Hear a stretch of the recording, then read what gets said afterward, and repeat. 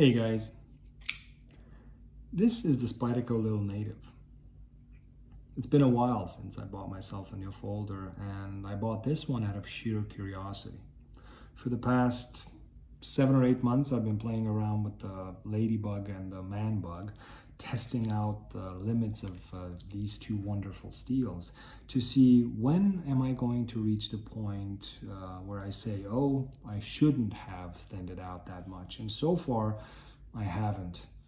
I've put a full height convex on both blades. They have been sharpened probably hundreds of times, this one even more at this point. And within normal tasks, they are yet to give out unless I cut something that's got dirt or I hit steel.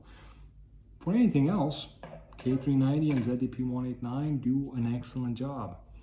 This one is S30V, and I think S30V is a great steel. Some people look down on it, but I think if you know a little bit about sharpening and deburring, understand a bit about cutting geometry, and have good cutting technique, you can have some very, very good EDC knives that have an S30V blade. This video is meant to give you an idea of what you might get when you buy a new Spyderco Little Native, a first impressions video. Now, I did do a couple of tests. I did sharpen the knife once. I did round off the inside of the scales, but I am going to mention those things in case you're thinking about getting this knife, to see if it's a good fit for you or if it might or might not be a good fit for you.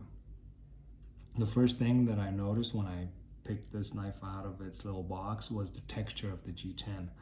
It immediately reminded me of the first Paramilitary 2 that I bought. This one had kind of the same texture. Coarse, but not too coarse, somehow velvety. That feeling goes away. Even now, after about a week I've had the knife, it kind of goes away. It still feels rough. If you put it in your pockets, clip it to your pockets, it goes in a bit harder, but that will soon go away. And what you're left with after this one is about 12, 13 years old, it's still a texture that has some grip to it, not too much. However, the interesting part is when I got this one, this is the 15B version, the sprint run, the texture was not like this one. It wasn't as rough, as coarse, or as velvety. This was much closer to some textures you get on certain cold steel folders, and I enjoyed that very much. The differences which I noticed, because it reminded me, like I said, of the Paramilitary 2, was the chamfering on the outside of the scales. It's done much better. This one had chamfering from the start, but this one felt better. As I took the knife in my hand, squeezed it, I remembered, oh, it doesn't feel as boxy, even though it's pretty plain. This one's a bit wider, there are differences. But after a few cuts, it felt like it did better. I think they rounded them off a bit more, and I like that. They did not, however, round the inside of the scales. I don't know why they don't do that. Probably there are some people who enjoy that, not sure. I did it. It took me about 2 or 3 minutes with some very fine sandpaper. You can take rougher sandpaper. This is what I did to this model. Maybe you can see it in the light. I've rounded off the scales completely to where there is no hot spot. It's pretty comfortable. The worst part about this is the pocket clip, actually. I mean, and this is better than the standard one you get from Spyderco. I mean, this does the job of a pocket clip, but it's not very comfortable in hand. For a long time, this knife went with another deep carry pocket clip, but I had to repurpose that one. I ran out of them, and I left it without a pocket clip. And now I'm playing around again, but I can't really like these pocket clips for comfort in hand.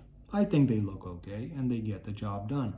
But for comfort in hand, even though I don't work with knives that much, and it's a very rare occasion when I get to use a knife for half an hour, 1 hour at a time in one session, so that I would complain about comfort in hand, but I do like to optimize them. And this is what I did here. I knocked off the sharp corners. all around. I've noticed within the few tests that I did that this jimping, which is machined on the liners, does bother me. Didn't bother me for the bigger models, but it bothers me for this one. Holding my thumb on the jimping is not really an issue, but when I cut and I place my index, you can see this part is a bit reddish. It's a big boo-boo. Just from a couple of shortcut tests, it bothers me. Now, you might like it.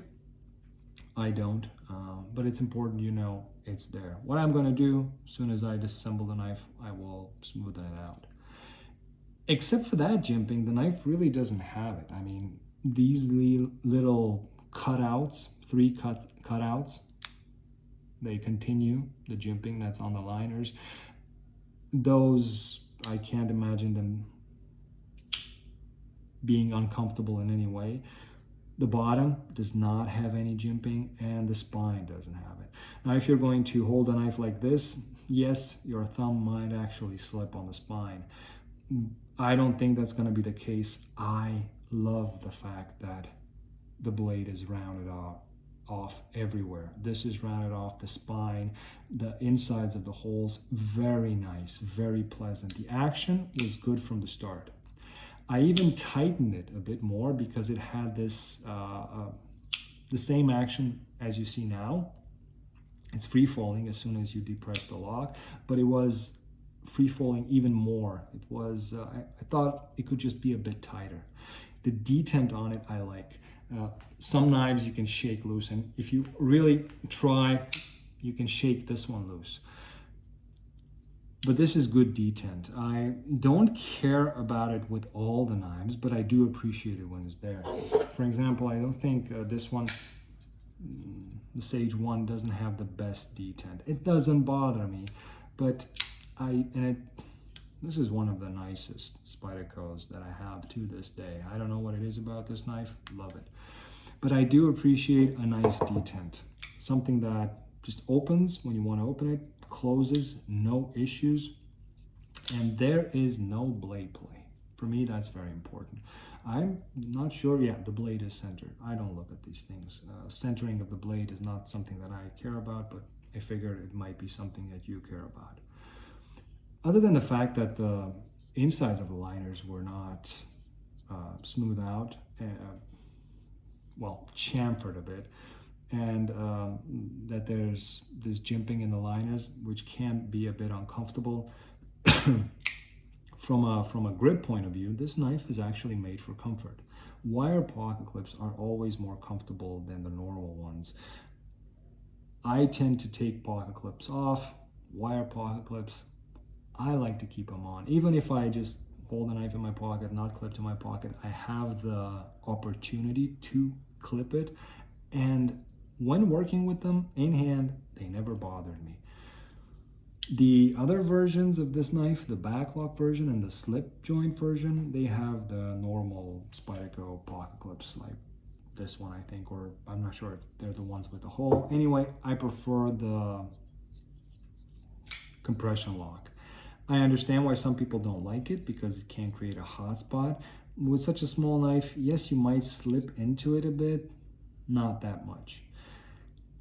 Except for, like I said, the sharp corners on the insides of the scales and this jimping. I think this is made for cutting, but there is one more thing. There is this short stubby blade which has a relatively thick grind. The Native does that too. A lot of people recommend the Native as being a great EDC knife, and they are. Handles are a bit uncomfortable. For my hand, I have to take a lot of sandpaper to them, disassemble them, smooth out all the rough corners, and I had another one that I modified so much it didn't even have this choil almost, and then it started becoming comfortable. But what all Natives have in common is the very thick grind. And it is the same with this one. The grind is about as thick as it is on the paramilitary too, and there is a huge size difference. This is done so probably because the nice people at Spyderco know people will abuse their knives. And by abuse, I don't mean baton or chop with them, which, yes, it's a form of abuse. What I do mean is they will cut something and twist in the cut. For a knife to withstand that, you have to give it a thicker grind. You have to give it a larger edge angle. And most people, when they look at a knife like this, they want a cutting tool. They want something that can, open a package, score something, and if it does that, it's okay. Plus, it should be comfortable to carry. This one is a bit chubby, and you will feel it in your pocket, even if it's so small, but it does everything else. So while for me, it would really make sense to have a native with a thinner ground blade, I understand why for most people this is not going to be a negative. Regular ground blade like Spyderco has them, and Spyderco don't grind their knives that thick. If you're to compare them with cold steel or Benchmade, those are much thicker. So Spyderco, by comparison, are good slicers. I prefer something that has an even thinner ground blade. I honestly did not like this, the Para 3 model, until I modified the handle, and then I started kind of liking it, but I wasn't really sure about it until I reground the blade, and I did this by hand. This is why I like S30V. It's not that difficult to remove steel from a blade made out of S30V, even with sandpaper by hand.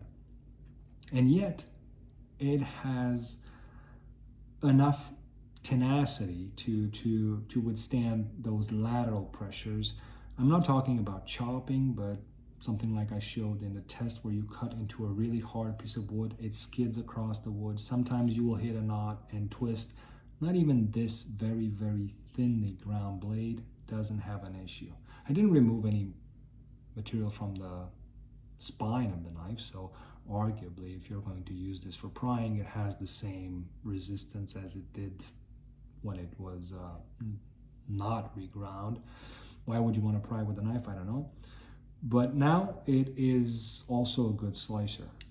And I'm very tempted to turn this into something like that. But it is a nice knife. Of course, you can adapt it to your needs, make it even a bit smoother, reduce this beak if you don't like it. As such, I'm not sure if I want to take off some G10 from here or leave it as is, because I did a small rounding session, like I said, about 3 minutes with fine sandpaper, and it feels good enough. The only thing bothering me is the jimping. So like I said, you can switch the position of the pot clip, right to left hand side carry. Nested liners drilled out for weight reduction, all good. One thing does bother me about it, however, the fact that you get a T8 pivot, both sides, and a T8 screw that holds in the pocket clip. And then for the stop pin, you get a T6. I mean, it is a big screw. It has a large screw head, as you can see, but this is a T6. And this is one thing that I absolutely love about the Sage model. It's one side screw. I don't know how they decided to do this, because this makes sense. You don't need T10s and T8s and T6s. T8s will do just fine. And for this one, I don't think it would have been an issue. So yeah, that's a minor thing that I don't like. Some others don't have an issue with it. Honestly, I like this little knife. What it's going to go through, I don't know. It does find its place in your hand pretty quickly. As you open it, you kind of want to hold it like this, and for small cutting tasks, this is going to do just fine, considering the size of the blade, considering the initial grind and edge angle it comes with. I don't think you're going to have any issues damaging it. It's a small knife that you can't really put through a lot because of its size. It does have a lot of stability. It is very, very solidly built. Not any less solid than the Para 2 model. Some people say that, you know, knives like this, especially the Chaparral, which has a much thinner stock and a very thin grind, it's a small knife for small tasks, and I completely disagree with that. It really depends on how good you are at using a knife. If your technique is good, if you know how far you can push a knife, and this you can push very far, if you just reduce the thickness of the grind, I think you can do a lot of big tasks with this blade. As it comes from the factory, perfectly decent. And I've noticed with this knife something that I've noticed with a lot of Spydercos. People tend to say they come sharp out of the box. Most of them, 99% of Spydercos. I've gotten a lot of Spydercos which were not that sharp out of the box. This one would kind of have a hard time slicing through a posted paper. And the edge angle was about 21, 22 degrees per side. So a very steep edge angle and didn't cut very well. And then I thought, let me just drop it. I do that with steels I'm curious about. Like when I got the 15V, when I got the Maximate, when I got M4 for the first time, I stropped them to see how sharp can I get this knife. And I thought, let's do the same with S30V. I stropped the knife and immediately the edge came alive. And it was a good edge. It was even very aggressive. It wasn't such a fine edge, like the regular factory edges you get, more with some aggression to them, which makes them better cutters. So the edge was good. It was just too steep to actually do hard work for a prolonged period of time. So yeah, I would say, I don't know, an 8 out of 10 if you want to go to fit and finish. It's not the least expensive of Spydercos, but action is great, feeling in hand is great. If you're not going to be a super hard user, and most people aren't, including myself, you're not going to have any issues with comfort in hand or how it performs. Strop it on a regular strop, like I use this one, White Bark River stropping compound, and you'll get a very fresh edge. And S30V is very easily maintained on such compounds as the White Bark River stropping compound. Doesn't cost you a lot. Had this piece since 2012, 13. It was double this size. I cut it in half, shared it with a friend, and I'm left with almost half of it. This is going to last you a lifetime. So it's very inexpensive to you know, maintain something like S30V. Some other steels are not going to be as responsive to this because it doesn't have the cutting power you would like, but for S30V it's perfectly adequate. This is one of the things that I like about S30V, and I know it well enough by now. Even the ones that people say are no good, I have a friend who says that he doesn't like Benchmade's S30V. I've thinned this out very much. I'm not sure if you can see it, but we're down to a micro bevel here. So a 10 degree per side micro bevel. Towards the tip, it kind of becomes a bevel just because I wanted to make the tip a bit more resilient. But you can do normal cutting with this without issues if you just have decent cutting technique. This is the good part about S30V, and I like trying out different steels, especially from Spyderco. This is why I like Spyderco so much. They have a variety of super steels they offer, and the heat treatment is always, I would say, good. Always. Have yet to encounter steel from Spyderco that they didn't heat treat very well. I'm not sure, heard about their M390, but I can't really say anything bad about it. As for the little native, well, you got some size comparisons. I don't know if you're gonna care about them. If you think this is something for you, more curiosity than anything else, yeah, definitely better than the Dragonfly, missed the name there, or I would say even better than the Para 3. This offers a bit more blade length, but the flow from the curved blade to the curved handle is much more comfortable in hand. And if this is all you need, the Para 3, then you're probably gonna be okay with the native. I much more prefer this transition, a nice curved blade, nice curved handle. Even if you have some jimping, it's not going to bother you. In the case of the paramilitaries and Para 3s and military, you have this finger choil, but then you have this ramp, or in this case a hump, that can become uncomfortable while choking up. This, by comparison, is much more comfortable. So I guess this is why I like it. And the Shaman is the same way too. The native, of course, same way too. But I've never had a G10 native. Maybe those are more comfortable than the FRN version. But this one, I would say, for the size of it and what you can do with it, especially if you work a bit on the grind and edge angle, definitely worth checking out. Hope you enjoyed the video. If you have any questions, comments, suggestions, down below. Thanks for watching, and as always, have a great day.